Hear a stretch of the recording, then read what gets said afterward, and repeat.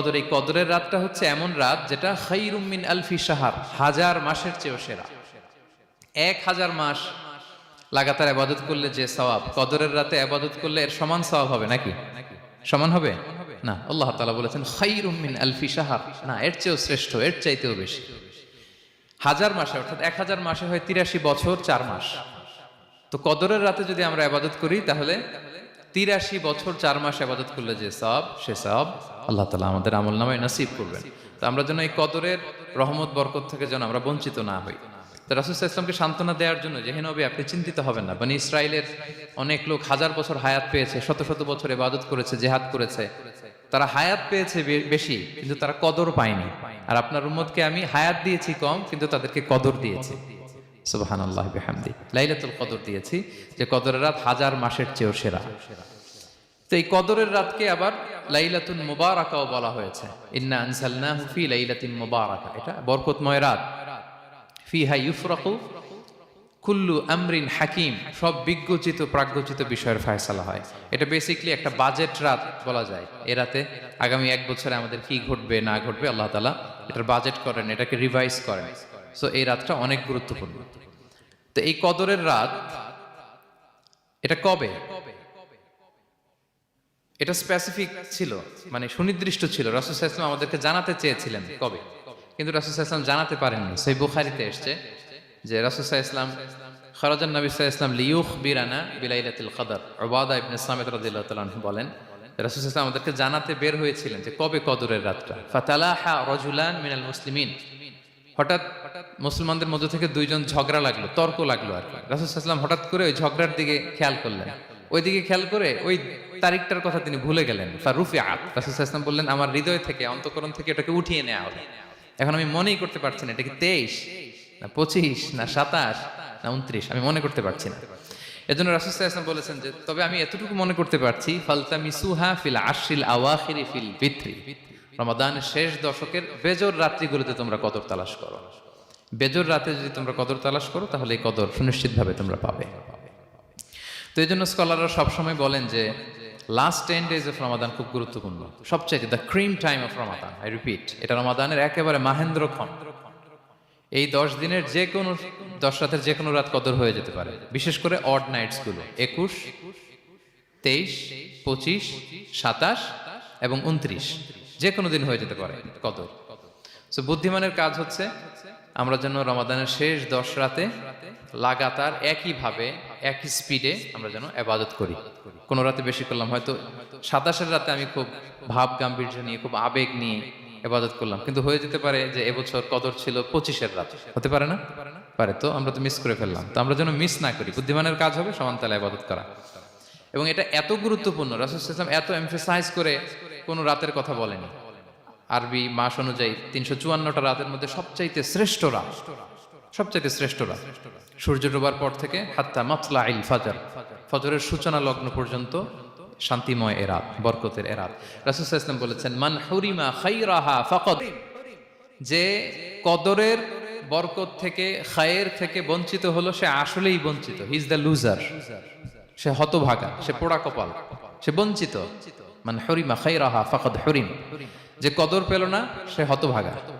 এখন আমরা কি হতভাগা হতে চাই? আমরা তো শুরুতে অনেক হোপফুল ছিলাম, এত এত ব্লেসিংস, এত এত বরকত, রহমতের ফলগুধারায় আমরা প্লাবিত হচ্ছি রমাদানে। তা আমরা তো হতভাগা হতে চাই না। তা আমরা যেন এই শেষ 10 দিন এক তালে আন্তরিকতার সাথে ঈমান ও ইহতিসাবা আমরা যেন ইবাদত করি। সম্মানিত ভাই এবং বোনেরা, তাহলে আমরা সৌভাগ্যশীলদের অন্তর্ভুক্ত হতে চাই, হতভাগা হতে চাই না। আমরা এবার একটু শুনবো যে রাসূলুল্লাহ সাল্লাল্লাহু আলাইহি ওয়াসাল্লাম কদরের রাতগুলোতে কি কি ইবাদত করতেন। আমি খুঁজে 5টা আমলের কথা পেয়েছি বিশেষভাবে, কমন যে আমলগুলো সেগুলো তো ছিলই, বিশেষভাবে 5টা কাজ রাসূল সাল্লাল্লাহু আলাইহি ওয়াসাল্লাম এই কদরের রাতে করতেন। 1 নম্বর কাজ হচ্ছে তিনি সারা রাত জেগে ইবাদত করতেন এবং পরিবারের লোকদেরকে ঘুমোতে দিতেন না, উঠিয়ে দিতেন।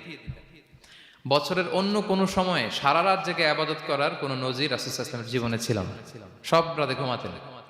আমি জোহর বারুতে একটা কনভেনশনে the daily routine of prophet সাল্লাল্লাহু আলাইহি ওয়াসাল্লাম একটা আলোচনা করেছিলাম, যেখানে রাসূল সাল্লাল্লাহু আলাইহি ওয়াসাল্লামের দৈনন্দিন জীবনের রুটিন আলোচনা করেছিলাম। সেখানে আমরা বলেছি যে রাসূল সাল্লাল্লাহু আলাইহি ওয়াসাল্লামের দৈনন্দিন অভ্যাস ছিল তিনি এশার পরেই তাড়াতাড়ি ঘুমিয়ে পড়তেন আর মিড নাইটে উঠতেন। রাসূল সাল্লাল্লাহু আলাইহি ইসলামের কর্মদিবস শুরু হতো মিড নাইটে। আমাদের তো সকালে আরো অনেক পরে শুরু হয়। রাসূল সাল্লাল্লাহু আলাইহি ইসলামের কর্মদিবস শুরু হতো বেসিক্যালি মিড নাইটে।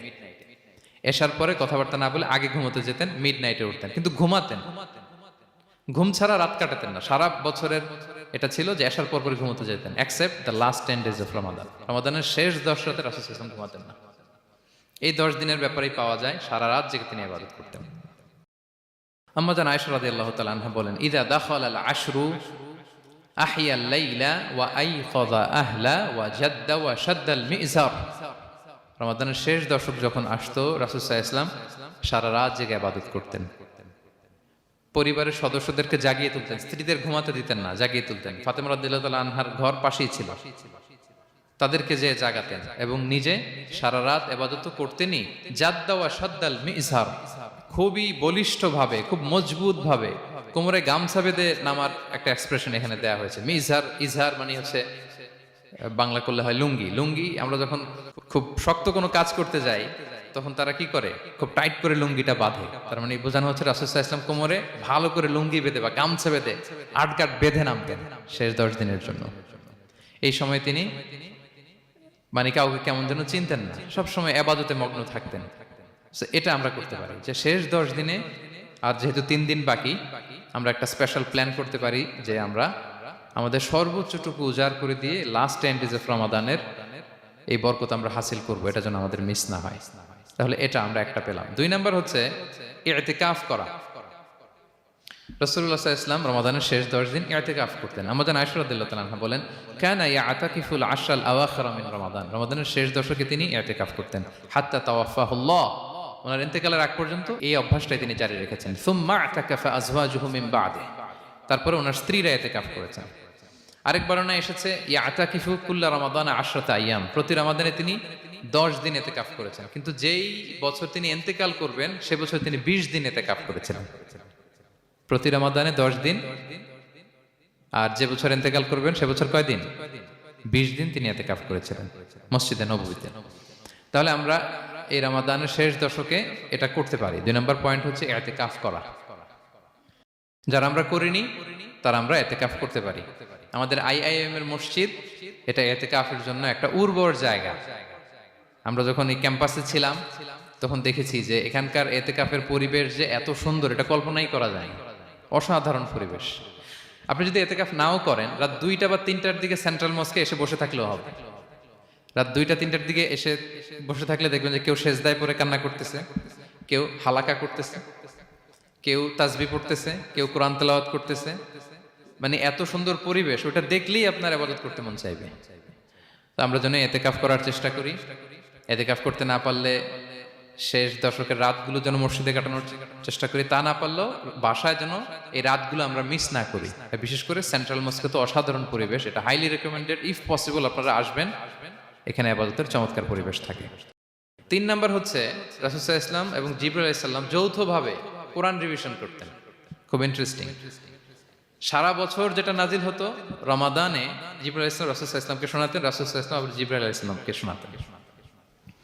সহিহ বুখারীর বর্ণনা, কানা জিবরিলু ইয়ালকাহু ফি কুল্লি লাইলাতিন মিন রমাদান ফায়ুদারিসুহুল কুরআন। প্রতি রমাদানের প্রতি রাতে এসে রাসূল সাল্লাল্লাহু আলাইহি ওয়াসাল্লামের সাথে কোরআন মুদারাসা করতেন। সহিহ মুসলিমের বর্ণনায়, আন্না জিবরিল কানা ইউআরিদুহু বিল কুরআন কুল্লা আমিন মাররা।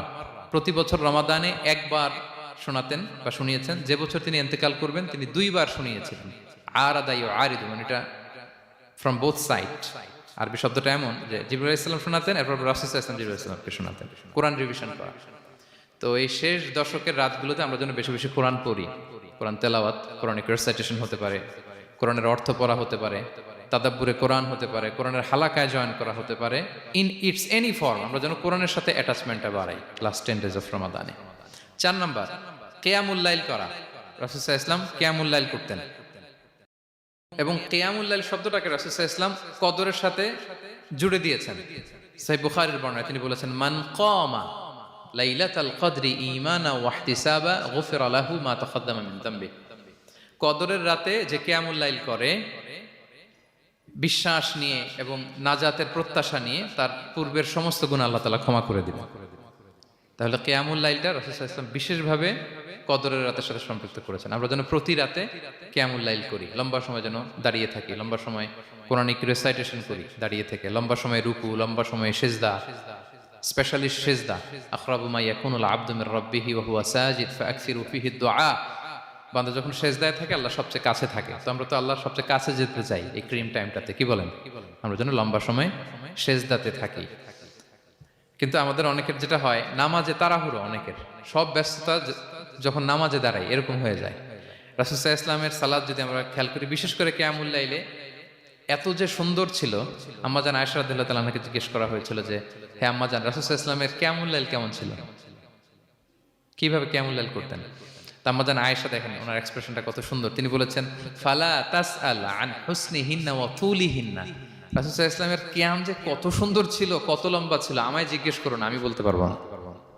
আমরা অনেক সময় যখন খুব বেশি চমৎকার কিছু হয় তো আমরা কি বলি, ভাই এত সুন্দর ছিল আমি বোঝাতে পারবো না, এরকম বলি না যে এত অসাধারণ আমি বলে বোঝাতে পারবো না। বাংলাতেও কিন্তু আমরা বলি এত চমৎকার বলে বোঝাতে পারবো না, শব্দের বুননে, ভাষার বুননে আমি ফুটিয়ে তুলতে পারবো না। তো আম্মাজান আয়েশা এটাই বলেছিলেন ফালা তাসআল আন হুসনিহিন্না ওয়া তুলিহিন্না। রাসূল সাল্লাল্লাহু আলাইহি ওয়াসাল্লামের রাতের নামাজ কিয়ামুল লাইল যে কত সুন্দর ছিল, কত দীর্ঘ ছিল, লম্বা ছিল, আমায় জিজ্ঞেস করো না, আমি বলে বোঝাতে পারবো না। সুবহানাল্লাহি ওয়া বিহামদি। আমরা যেন লম্বা সময় কিয়ামুল লাইল করি। আম্মাজান আয়েশা রাদিয়াল্লাহু তাআলা আনহা আরো বলেন কানা ইয়াকুমু মিনাল লাইলি হাত্তা তাতাফাত্তারা কদামা।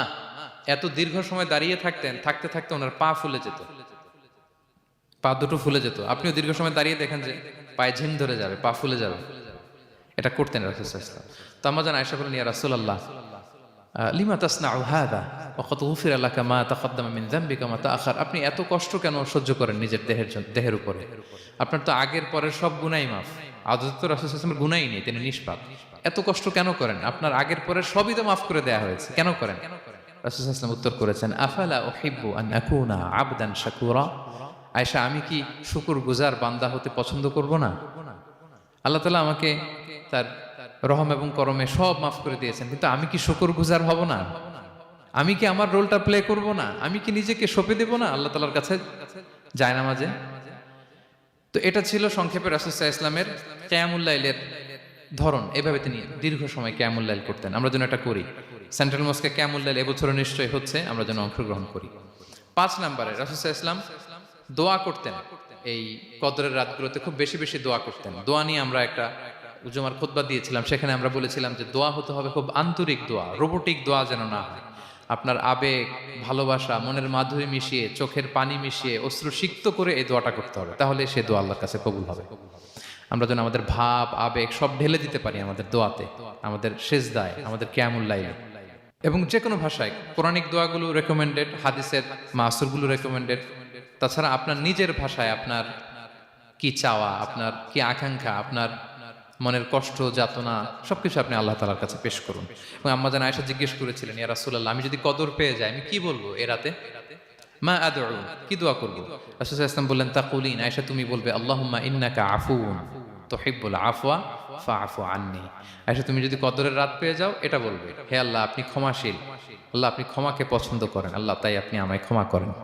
হে আল্লাহ আপনি ক্ষমাশীল, আপনি ক্ষমাকে পছন্দ করেন, আল্লাহ আপনি আমাকে ক্ষমা করেন। এই দোয়াটা আমরা যেন বেশি বেশি করি। আমার সাথে সাথে সবাই একটু পড়ুন মেহেরবানি করে। আল্লাহুম্মা ইন্নাকা আফুউন তুহিব্বুল আফওয়া ফাআফু আন্নি। আল্লাহুম্মা ইন্নাকা আফুউন তুহিব্বুল আফওয়া ফাআফু আন্নি। হে আল্লাহ আপনি ক্ষমাশীল, আপনি ক্ষমা করাকে পছন্দ করেন, আল্লাহ আমাকে ক্ষমা করেন। আমরা আমাদের নিজেদের ভাষায় অনেক দোয়া করতে পারবো, কিন্তু রাসূল সাল্লাল্লাহু আলাইহি ওয়াসাল্লামের শেখানো দোয়াগুলো এটা হচ্ছে মানে very precise in wording but comprehensive in meaning. এটার অর্থ, এটার আবেদন এটা অনেক বেশি। আমি অনেক 10টা-20টা বাক্য বলে এত সুন্দর কথা মিলাতে পারবো না। রাসূল সাল্লাল্লাহু আলাইহি ওয়াসাল্লাম যেটা শিখিয়ে দিয়েছেন, আগে আল্লাহর প্রশংসা করলাম, আল্লাহ আপনি ক্ষমাশীল, আবারও প্রশংসা, আল্লাহ আপনি তো ক্ষমা করাকে পছন্দ করেন। যেটা আপনি পছন্দ করেন না ওইটা তো চাচ্ছি না, যেটা আপনার পছন্দ, যেটা আপনি করতে ভালোবাসেন। গাফিরিয যামবি ওয়া কাবিলিত তাওব, আপনি ক্ষমা করাকে পছন্দ করেন, তওবা কবুলকে আপনি পছন্দ করেন, তো সেটাই তো চাচ্ছি আপনার কাছে। আপনি আমার তওবা কবুল করুন, আল্লাহ আপনি আমাকে ক্ষমা করুন। সো এই দোয়াটা প্রত্যেক রাতে যেন আমরা বেশি বেশি করি সম্মানিত সুধী। এবং এই যে রিমাইন্ডারগুলো শুনলাম, এটা রমাদানের পরেও যেন আমরা অব্যাহত রাখি। আমরা নাম দিয়েছি যে gear up for a great Ramadan. আমাদের এবাদতের যে ধারাবাহিকতা, এই গতিটাকে আরেকটু গিয়ার আপ করা, আরেকটু পুশ করা নিজেকে, আরেকটু এক্সট্রা ড্রাইভ দেওয়া এই শেষ মুহূর্তে। মাত্র 13টি দিন আমাদের হাতে আছে, আমরা যেন আরেকটু ইফোর্ট দেই, আমরা যেন আরেকটু ড্রাইভ দেই, যাতে করে আমরা আল্লাহ তাআলার আরো নিকটবর্তী হতে পারি। এবং এই রমাদানে আমরা যা শিখলাম, যেটা করলাম, এটার ইম্প্যাক্ট যেন রমাদানের পরেও আমাদের মধ্যে থাকে।